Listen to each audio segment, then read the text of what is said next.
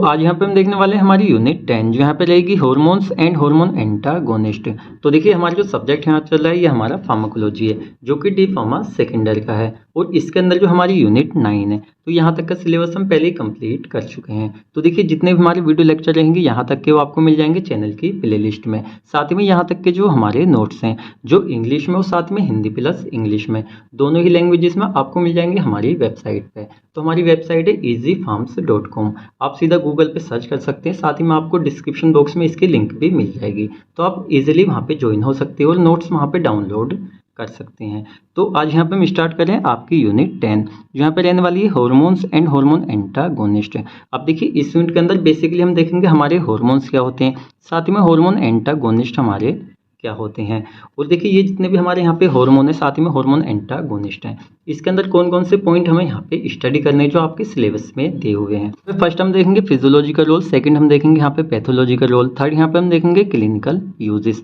अब ये तीनों पॉइंट हम किसके यहाँ पे देखेंगे, जितने हमारे हार्मोन एंड एंटागोनिस्ट हैं। अब देखिए हमारे हार्मोन क्या होते हैं, तो हार्मोन हमारी बॉडी में क्या होता है मिनिमम क्वांटिटी में या एक एक्यूरेट क्वांटिटी में होते हैं जो एक अहम रोल अदा करते हैं। साथ में हमारे जो हार्मोन एंटागोनिस्ट होते हैं लाइक जैसे एंटी थायराइड ड्रग्स हो गई। तो कभी कभी क्या होता है ना हमारी बॉडी में हार्मोन का लेवल हिसाब से ज़्यादा हो जाता है तो उस कंडीशन में एंटागोनिस्ट दिए जाते हैं। पहले इन 3 पॉइंट्स को थोड़ा सा हम अच्छे समझ लेते हैं क्योंकि आपके सिलेबस में ये पूछे गए हैं। तो फर्स्ट हमारे यहाँ पे होता है फिजियोलॉजिकल रोल। देखिए फिजियोलॉजिकल रोल का सीधा मतलब होता है जो हमारे हार्मोन्स वगैरह हैं ये बॉडी में फिजियोलॉजिकली क्या वर्क करते हैं, जैसे कहाँ से रिलीज या प्रोड्यूस्ड होते हैं या कहाँ पे एक अहम रोल अदा करते हैं, कौन कौन सी प्रोसेस है जिसमें इनका रोल होता है, ये होते हैं हमारे फिजियोलॉजिकल रोल।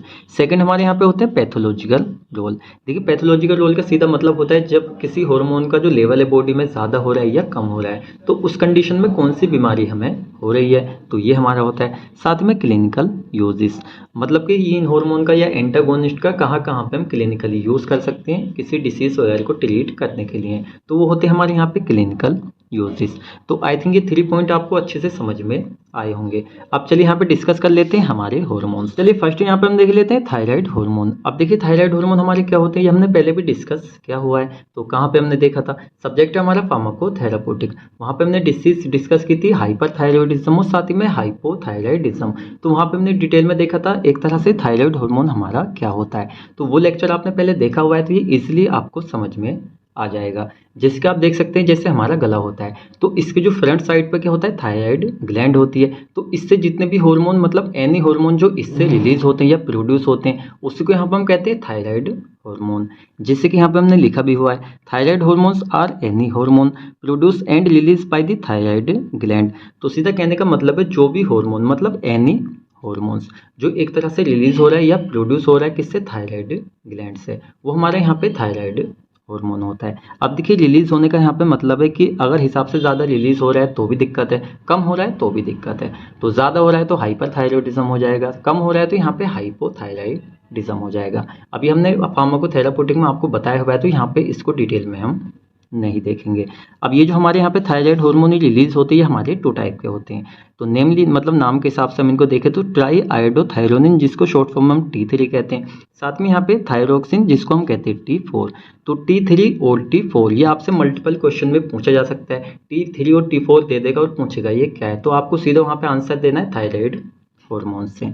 अब चलिए इसमें थर्ड हम देख लेते हैं they are tyrosine based hormone. तो हमारे जो थायराइड हार्मोन होते हैं हमारे टायरोसिन बेस्ड हार्मोन होते हैं that are primary responsible for the regulation of metabolism. देखिए हमारी बॉडी में जो मेटाबॉलिज्म होता है, अब मेटाबॉलिज्म क्या होता है ये आपको पता होगा, फार्माकोलॉजी में पूरा एक टॉपिक इस पे हम देख चुके हैं यूनिट फर्स्ट में। तो हमारी बॉडी के मेटाबॉलिज्म की रेगुलेशन में एक अहम रोल अदा करता है यहाँ पे जो क्या होता है थायराइड हार्मोन होता है। अब देखिए अभी हमने देखा था यहाँ पे T3 एंड T4, तो हमारे जो T3 and T4 thyroid hormone होते हैं आल पार्शली एक तरह से कंपोज्ड होते हैं ऑफ आयोडीन। मतलब हम कह सकते हैं जो एक तरह से थायराइड ग्लैंड से हमारे रिलीज और प्रोड्यूस हो रहे हैं यहाँ पे थायराइड हार्मोन। तो इसमें एक अहम रोल होता है इसकी कंपोजिशन मतलब इसके कंपोज्ड बनने में किसका, आयोडीन का भी एक पार्ट होता है। ऐसा नहीं है प्योरली ये आयोडीन के बनना है लेकिन आयोडीन का भी यहाँ पे एक अहम रोल होता है। अब चलिए और हम देख लेते हैं a deficiency of iodine lead to decrease production of T3 and T4। तो सीधा कहने का मतलब है अगर हमारी बॉडी के अंदर आयोडीन की कमी हो जाती है तो हमारी जो T3 एंड T4 क्या है यहाँ पे थायराइड हार्मोन है, तो इनके एक तरह से प्रोडक्शन में भी यहाँ पे थोड़ी सी कमी आ सकती है, मतलब डिक्रीज ये हो सकते हैं। तो ये आयोडीन का भी यहाँ पे अहम रोल है। अब चलिए यहाँ पे हम देख लेते हैं इसके फंक्शंस। अभी जो फंक्शन हमने यहाँ पे लिखे हुए हैं आपकी नॉलेज के लिए लिखे हैं, आप चाहे तो इसको यहाँ से हटा दें, सीधा हम यहाँ पे देख लेते हैं फिजियोलॉजिकल रोल। फंक्शन में वैसे क्या होता है, कंट्रोल करते हैं यूरिन का आउटपुट को जो हमारी बॉडी में होता है, साथ में स्टिमुलेट करते हैं प्रोटीन की सिंथेसिस को। चलिए अब यहाँ पर हम देख लेते हैं जो आपके सिलेबस में यहाँ पे डायरेक्टली पूछा हुआ है, जैसे physiological role of thyroid hormone. अब देखिए हमारा जो थायराइड हार्मोन है इसकी जो डेफिनेशन है, जरूर नहीं आप सारे लिखें डेफिनेशन, लेकिन आपको लिखनी जरूर है। जब तक यही नहीं पता होगा एक तरह से हार्मोन हमारा है क्या, तो उसके फिजियोलॉजिकल, पैथोलॉजिकल या क्लिनिकल यूजेस हम कैसे बता पाएंगे। तो आप 2 से 3 लाइन्स जितने भी हार्मोन यहाँ पे हम देखेंगे उनकी डेफिनेशन में लिख सकते हैं। वैसे हमने थोड़ा थोड़ा लिखा हुआ है, इसमें आपकी 5 से 6 लाइन हो गई हैं। मेनली हमारे यहाँ पे रहेंगे ये physiological role of thyroid hormone. TH क्या है हमारे यहाँ पे, थायराइड हार्मोन है, हमने यहाँ पे शॉर्ट में लिख दिया, हेडिंग लॉन्ग हो जाती है, लेकिन आपको एग्जाम में शॉर्ट में नहीं लिखना है। तो फिजियोलॉजिकल रोल में चलिए देख लेते हैं। तो देखिए हमारे जो थायराइड हार्मोन होते हैं, जैसे कि हमने यहाँ पे देखा था, thyroid hormones stimulate protein synthesis. हमारी बॉडी के अंदर जो प्रोटीन की सिंथेसिस होती है उसमें एक तरह से एक अहम रोल होता है उनको स्टिमुलेट करने में, किसका, यहाँ पे थायराइड हार्मोन का। चलिए सेकंड हम देख लेते हैं, promote intestinal absorption of glucose and make cause hyperglycaemia. तो देखिए इसका सीधा मतलब क्या है, तो हमारी जो क्या होती है इंटेस्टाइन होती है, उससे एक तरह से ग्लूकोज का एब्जॉर्प्शन होता है, उसको प्रमोट कौन करता है, यहाँ पे थायराइड जो हार्मोन होता है। मतलब ग्लूकोज के एब्जॉर्प्शन जो एक तरह से इंटेस्टाइन हमारी होती है, जहाँ पे हमारा ग्लूकोज है, उससे एब्जॉर्प्शन करने में कौन हेल्प कर रहा है, यहाँ पे थायराइड हार्मोन मतलब प्रमोट कर रहा है। और जब यहाँ पे इंटेस्टाइन से ग्लूकोज का एब्जॉर्प्शन प्रमोट होगा तो एक तरह से भी क्या हो जाएगी, क्वांटिटी ज़्यादा हो जाएगी, और इस कंडीशन है हाइपरग्लाइसीमिया, जिसको हम कहते हैं डायबिटीज़ वगैरह, जो ग्लूकोज वाली हमारी डायबिटीज़ होती है, जैसे टाइप 1 टाइप 2 होती है। तो उस कंडीशन में क्या होता है, यहाँ पे हमें शुगर या एक तरह से हाइपरग्लाइसीमिया की कंडीशन भी आ सकती है। अब चलिए इसमें थर्ड पॉइंट हम देख लेते हैं, increase both the rate of secretion of digestive juice and the motility of the GIT. तो यहाँ पे सीधा कहने का मतलब है जो एक तरह से हमारी बॉडी के अंदर डाइजेस्टिव जूस का सिक्रेशन होता है, और साथ में यहाँ पे मोटिलिटी, जिसको हम कहते हैं गतिशीलता, जिसकी किसकी, यहाँ पे जीआईटी मतलब गैस्ट्रो इंटेस्टाइनल ट्रैक की। तो एक तरह से डाइजेस्टिव जूस जो एक तरह से डाइजेशन में हेल्पफुल होता है, साथ में यहाँ पे हमारी जीआईटी की भी मोटिलिटी होती है मतलब गतिशीलता, दोनों को यहाँ पे इंक्रीज करता है, उनकी जो दर होती है, रेट होती है, उसको यहाँ पे थायराइड हार्मोन। कुछ पॉइंट आपको डायरेक्टली समझ में ना आए तो आप कमेंट करके पूछ सकते हैं, समझ में आ जाए तो यहाँ पे अच्छी बात है। अब इसमें 4 हम देख लेते हैं, increase the rate of depth of respiration. तो इसमें भी इसका एक अहम रोल होता है। अब देखिए यहाँ पे जो 2 पॉइंट हम देखने वाले हैं ये आपके लिए काफ़ी ज़्यादा इंपॉर्टेंट रहेंगे आपकी जनरल लाइफ के बेस से भी। जैसे इन मेल जो एक तरह से क्या होते हैं, मेल होते हैं मतलब नॉर्मली हम कह देते हैं आदमी औरत, तो इस तरह से जो मेल होते हैं मतलब gents, lack of thyroid hormone is likely to cause complete loss of libido. Libido जिसको यहाँ पर हम कहते हैं सेक्सुअल डिजायर। तो यहाँ पे कहने का मतलब है जो एक तरह से मेल होते हैं, जेंट्स होते हैं, उनके अंदर क्या होता है, यहाँ पे अगर लॉस हो जाता है किसका, थायराइड हार्मोन का, मतलब कमी आ जाती है, तो उस कंडीशन में यहाँ पे कंप्लीट लॉस हो सकता है लिपिडो मतलब सेक्सुअल डिजायर का। अगर भाई थायराइड हार्मोन की कमी है तो सेक्सुअल डिजायर में भी कमी आ सकती है, कंप्लीटली लॉस भी हो सकती है।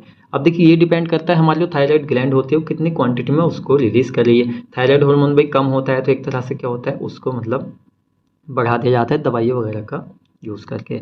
साथ में नेक्स्ट हम देख लेते हैं इन फीमेल। तो पहले हमने जेंट्स में देखा, अब लेडीज हम देख सकते हैं। तो जो फीमेल होती है उनके अंदर एक्सिस ऑफ थायराइड हार्मोन, देखिए यहाँ पे कम हो रहा था, यहाँ पे ज़्यादा हो रहा है।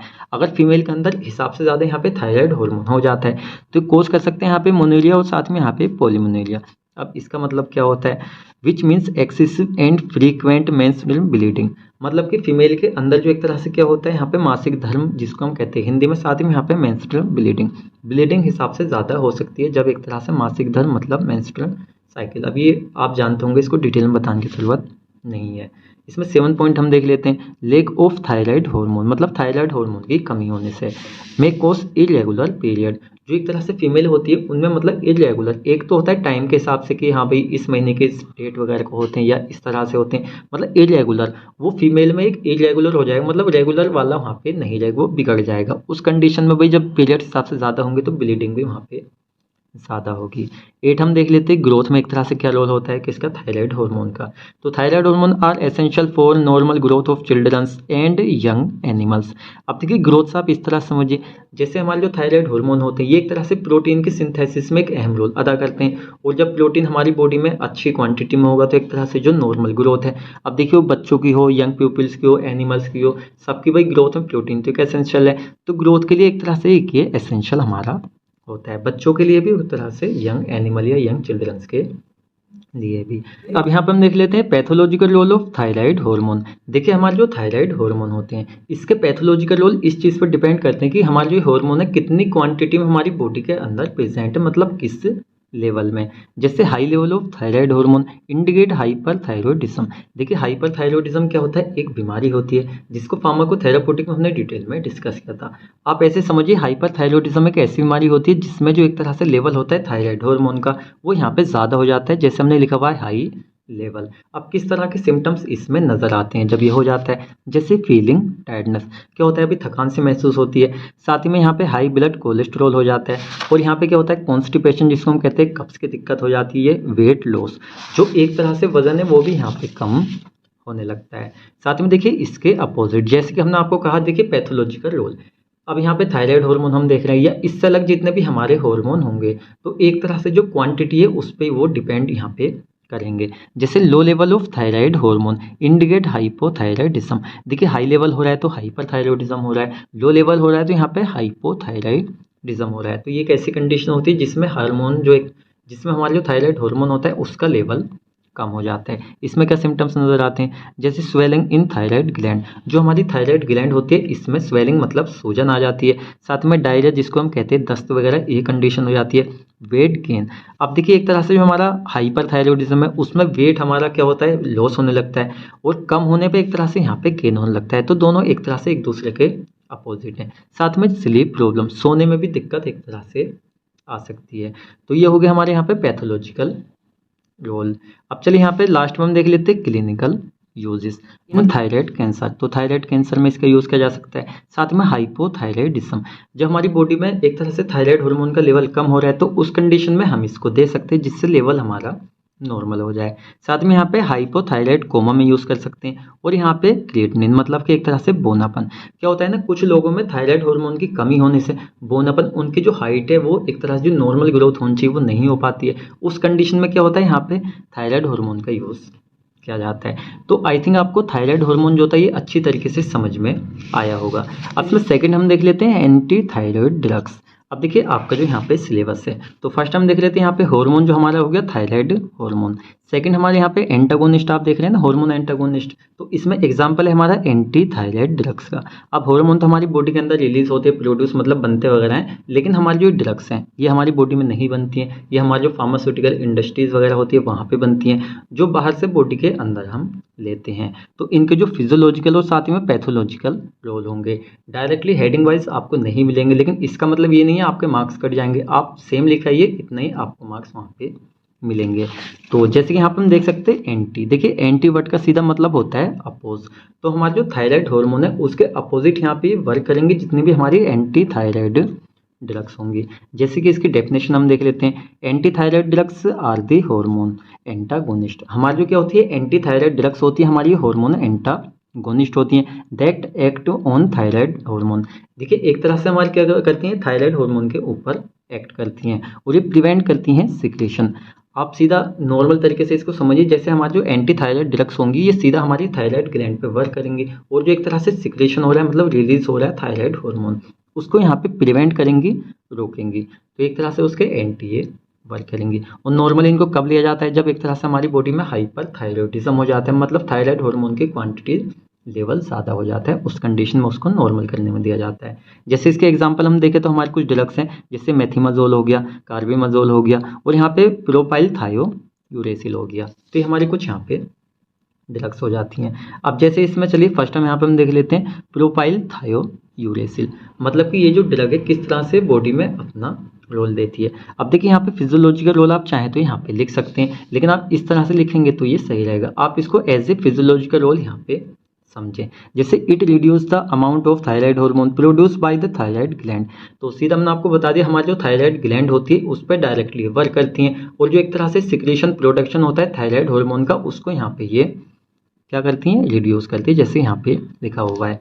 अब इंडिकेशन का सीधा मतलब होता है किस तरह से यूज़ की जा रही है, तो it is used for treating the over active thyroid, मतलब एक तरह से हाइपर थायरॉयडिज्म, ये हमने आपको बता दिया हाइपर थायरॉयडिज्म को ट्रीट करने में इनका यूज़ किया जाता है। क्योंकि हाइपर थायरॉयडिज्म में क्या होता है, जो लेवल होता है थायराइड हार्मोन का ज़्यादा हो जाता है, इसलिए एंटी थायराइड ड्रग्स दी जाती हैं और साथ में इसके सिम्टम्स को, जब डिसीज ट्रीट होगी तो सिम्टम तो ऑटोमेटिकली ट्रीट हो जाएंगे। चलिए इसके अंदर यहाँ पे सेकंड हम देख लेते हैं आयोडीन एंड आयोडाइड्स। अब देखिए हमारी जो आयोडीन होती है वैसे तो ये कंपोनेंट होती है किसका, थायराइड हार्मोन का, लेकिन एक तरह से फास्टेस्ट एक्टिंग करती है एज ए थायराइड इनहिबिटर्स। जैसे कि iodine is the components of thyroid hormone, मतलब हमने बताया था ना आपको इसके प्रोडक्शन में रिलीज में इसमें अहम रोल होता है किसका, एक तरह से आयोडीन का। बट इट ऑल्सो, लेकिन साथ में कैसे वर्क करती है, the fastest acting thyroid inhibitor, इस तरह से भी यहाँ पे ये वर्क करती है। अब नेक्स्ट हम देख लेते हैं इसकी इंडिकेशन।